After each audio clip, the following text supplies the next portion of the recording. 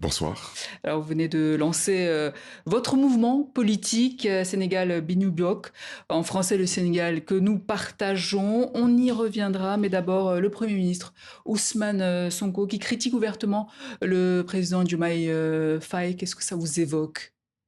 Alors écoutez, il semble dire que le Sénégal n'a pas de problème. Il semble dire que le Sénégal a un problème d'autorité tantôt. Ensuite, il semble dire qu'ensuite que le Sénégal a une justice qui n'existe que de nom, parce que cette justice condamne ou élimine les hommes politiques.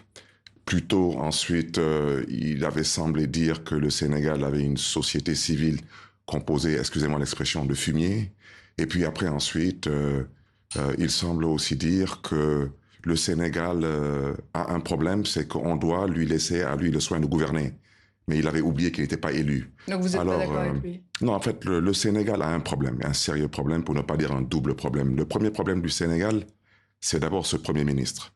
Ce Premier ministre qui confond pomme de terre et Angleterre, vous comprenez? Il doit d'abord rester à sa place et faire preuve de tenue et de retenue et respecter tout de même l'intelligence des Sénégalais qui ne l'ont pas élu. Pourtant, vous Et étiez proche avec de votre Ousmane permission, Sonko. le deuxième problème du Sénégal, au cas où le Premier ministre aurait raison, c'est que le Sénégal, semble-t-il, ait un problème d'autorité, c'est que le président de la République, son Excellence M. Bassirou Diomaye Diakhar Faye, doit respecter le choix des Sénégalais qui a été porté au premier tour sur sa modeste personne à 54% et exercer la charge de président de la République. Vous lui en voulez encore à Ousmane Sonko pour avoir été déchu de votre poste de maire et député de Dakar? Vous savez, j'avais déjà dit que je ne siégerai pas à l'Assemblée nationale, mais pour ce qui concerne l'Assemblée nationale, il semble dire qu'il n'envisage pas de démissionner, ça c'est son problème à lui, et il semble dire que s'il est renvoyé par le président de la République, il retournerait à l'Assemblée nationale. J'ai précisé hier que si c'était le cas, moi je retournerai à l'Assemblée nationale, et comme je ne suis pas intéressé par retourner à l'Assemblée nationale, nous allons reconstruire un 23 juin bis, nous allons le trouver dans l'Assemblée nationale, le sortir de l'Assemblée nationale pour qu'il comprenne que le Sénégal a toujours été et restera une démocratie, une république dans laquelle les lois en vigueur doivent être respectées. Quant à mon poste de maire de Dakar, je l'ai déjà dit, je le répète sur le plateau de TV5 Monde, et je prends l'opinion aussi bien nationale au Sénégal qu'internationale à témoin. Ceux qui ont braqué la mairie de Dakar, quel que soit leur rang, leur titre, leur grade, tout protocole respecté et observé, ils le regretteront. Ça, c'est moi qui vous le promets, parce que je considère que le vote des Dakarois qui a été détourné est d'une extrême gravité qui devrait éventuellement être retenu et être puni. Alors, il dénonce à mots couverts un complot au sein du PASTEF qui viserait à l'évincer. C'est possible selon vous? Vous savez, je ne suis pas membre du PASTEF, j'ai énormément d'amis dans ce parti. Ce que je peux dire, ce parti a été porté au pouvoir. Nous sommes des Sénégalais, nous acceptons et reconnaissons M. Bassirou Diomaye Faye comme le président de la République du Sénégal. Le reste ne nous intéresse pas. Ce que je peux vous dire, il semble que Jean était Paul et Paul était Jean.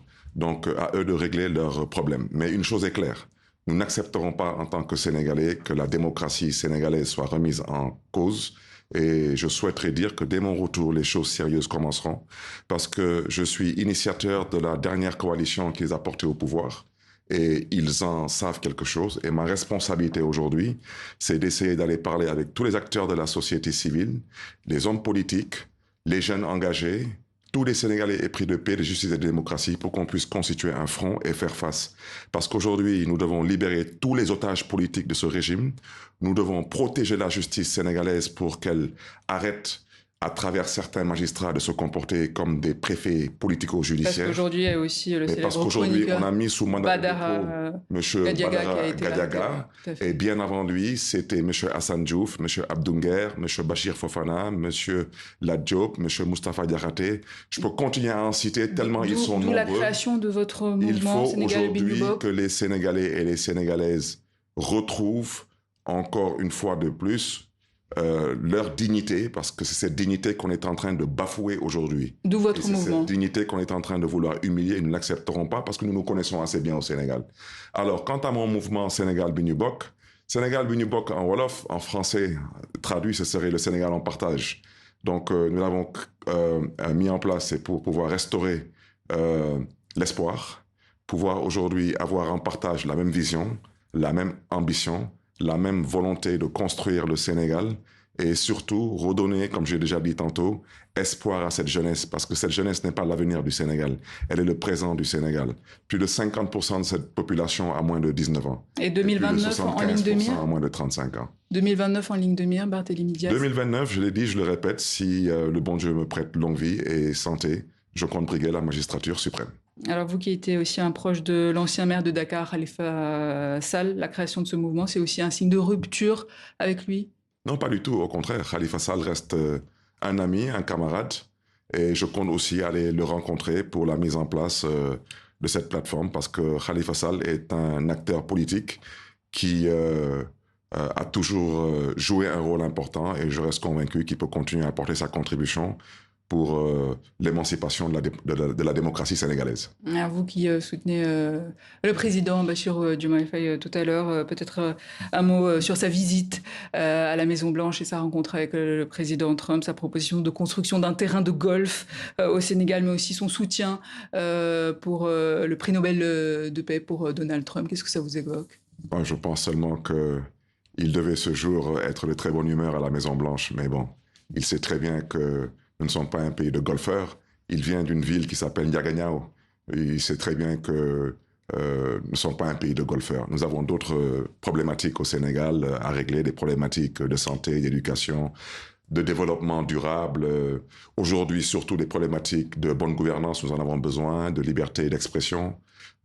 Et je crois que ce jour, il devait seulement être de bonne humeur. Et de la flatterie aussi, peut-être? Ce sont les raisons pour lesquelles il avait souhaité flatter son interlocuteur. Alors, le président Donald Trump est un homme que je respecte. Il est tout de même le président des États-Unis d'Amérique.